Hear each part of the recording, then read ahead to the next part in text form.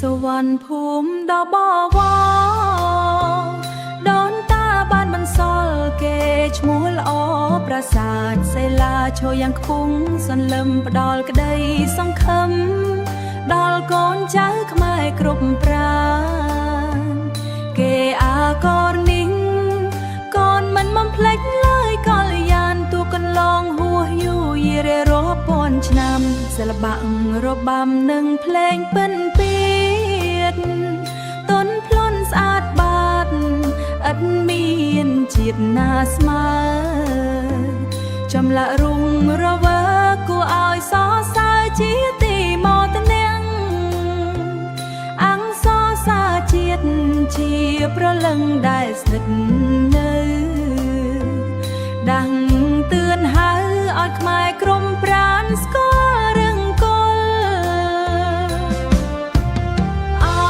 កូនខ្មែរអើយយើងនាំគ្នាថែដល់តាដូនតារក្សាប្រលឹងវប្បធម៌ដ៏រុងរឿងកុំឲ្យបាត់បង់កុំឲ្យសាបសូន្យកុំឡើយភ្លេចខ្លួនកុំឲ្យសាបសូន្យកុំឡើយភ្លេចខ្លួនយុវជនប្រុសស្រីត្រូវស្ទុំស្ទាត់ឡើងថែរក្សាជាតិយើងឲ្យកើងរុងរឿងដោយសម័យអង្គរ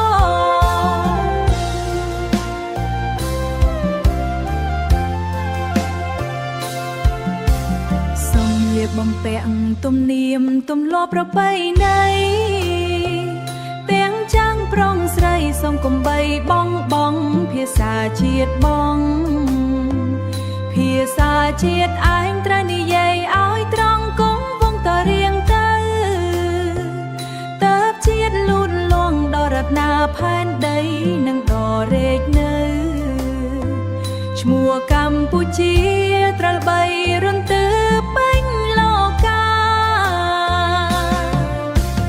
អោកូនខ្មែរអើយយើងនាំគ្នាថែដល់តាដូនតារក្សាប្រលឹងវប្បធម៌ដ៏រុងរឿងកុំឲ្យភ្លេចខ្លួនយុវជនប្រុងស្រីត្រូវស្ទុំស្ទាត់